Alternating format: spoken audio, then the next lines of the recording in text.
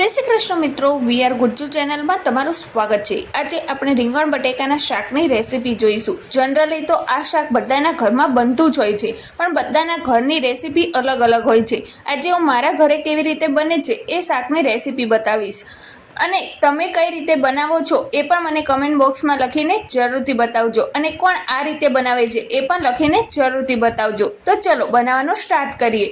તો એના માટે મેં આ રીતના રીંગણ લઈ લીધેલા છે। તમે કોઈ પણ રીંગણ લઈ શકો છો આ જગ્યાએ। અત્યારે મેં ગ્રીન કલરના જે આ માર્કેટમાં મળે એ લઈ લીધા છે, અને સાથે જ બટેકા લઈ લીધા છે। કોઈને રીંગણ વધારે ફાવતા હોય તો રીંગણ વધારે લઈ શકે છે, અને બટેકા વધારે ફાવતા હોય તો બટેકા વધારે લઈ શકે છે। તો એ રીતે તમારા ઉપર ડિપેન્ડ કરે છે કે તમારે કેટલું જોવે છે। હવે અમારા ઘરમાં રીંગણ ઓછા પસંદ છે એટલે મેં ઓછા લીધેલા છે, અને બટેકા વધારે લીધેલા છે। સાથે જ વઘાર માટે લીલા મરચાં લઈ લીધેલા છે, અને લીમડાના ફ્રેશ પાન લઈ લીધા છે। હવે આપણે તેલ ગરમ કરવા મૂકી દીધું છે એક વાસણમાં, જે જાડા તળિયાવાળું હોય એમાં 3 મોટી ચમચી જેટલું, અને મીડિયમ ગેસ રાખેલો છે। હવે આપણે એમાં રાઈ ઉમેરી દઈશું અડધી ચમચી જેટલી, અને પછી એ તતડી જાય એટલે પછી આપણે એમાં જીરું એડ કરીશું અડધી ચમચી જેટલું।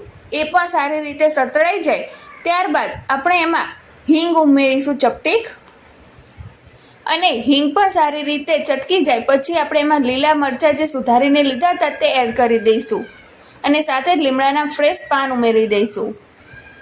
અને હવે આમાં અડધી ચમચી જેટલું આપણે હળદર પાવડર ઉમેરી દઈશું, અને આપણે જે શાક સુધારીને રાખ્યું છે રીંગણ અને બટેકા એ આમાં ઉમેરી દઈશું, અને હવે તેલ સાથે આને સારી રીતે મિક્સ કરી લઈશું ઉપરથી નીચે કરીને। આમાં તમને હળદર ઉપરથી ઓછી પડે તો તમે ઉમેરી શકો છો, પણ અત્યારે આપણે બરોબર છે એટલે આપણે નથી ઉમેરી।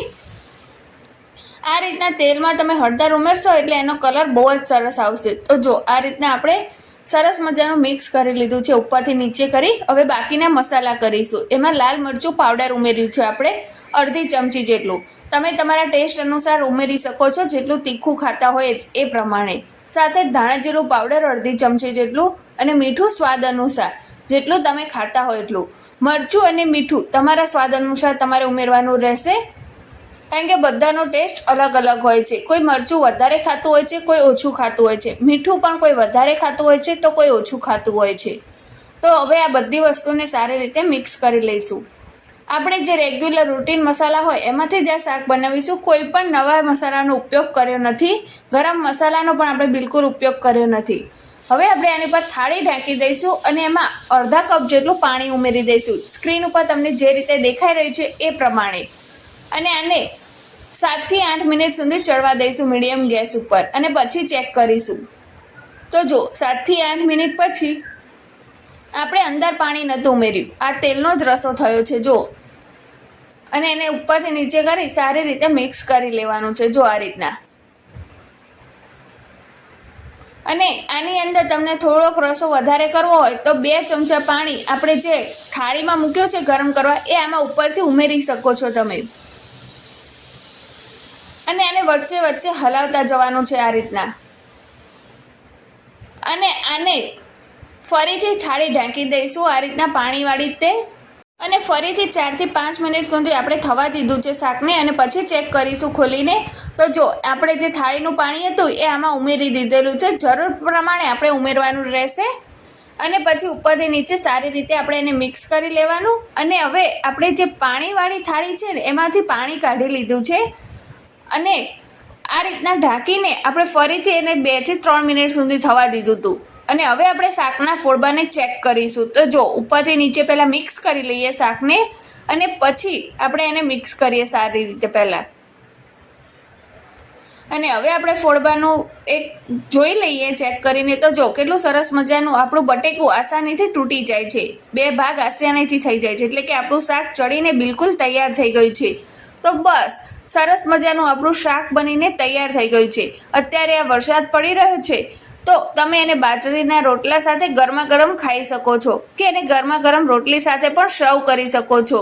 આ રીંગણ બટેકાના શાકની અંદર તમે અડધું ટામેટું પણ ઉમેરવું હોય તો પણ ઉમેરી શકો છો સુધારીને, અને આની ઉપર હવે થોડાક કોથમીરના પાનથી એને ગાર્નિશિંગ કરી લઈશું, અને સર્વ કરવા માટે એ બિલકુલ તૈયાર છે।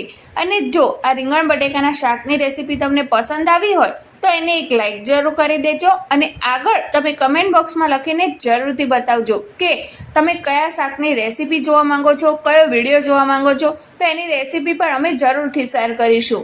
તો હવે PR ગુજ્જુ ચેનલ ઉપર પણ તમે નવા આવ્યા હોય અને ચેનલને સબસ્ક્રાઈબ ના કરી હોય તો એને સબસ્ક્રાઈબ જરૂર કરી દેજો. તો ચલો આપણે શાક તૈયાર થઈ ગયું છે તો એને એક પ્લેટમાં લઈ લઈએ અને એનું ગાર્નિશિંગ કરી લઈએ, એને સર્વ કરી લઈએ સાથે. તો ચલો આપણે પહેલાં શાકને આ રીતના લઈ લીધું છે રસાવાળું એક પ્લેટમાં અને આપણે આજે એને ગરમા ગરમ રોટલી સાથે સર્વ કર્યું છે. આપણે રોટલા સાથે નહીં પણ ગરમા ગરમ રોટલી સાથે. અને રોટલી પણ તમે જોઈ શકતા હશો સ્ક્રીન ઉપર કેટલી સરસ મજાની આપણી રોટલી બનીને તૈયાર થઈ છે. એકદમ સોફ્ટ છે જો. અને તમારે પણ આવી જ રોટલી બનાવવી હોય તો એનો પણ વિડીયો આપણે ચેનલમાં અપલોડ કરેલો છે, ત્યાં જઈને તમે જોઈ શકો છો.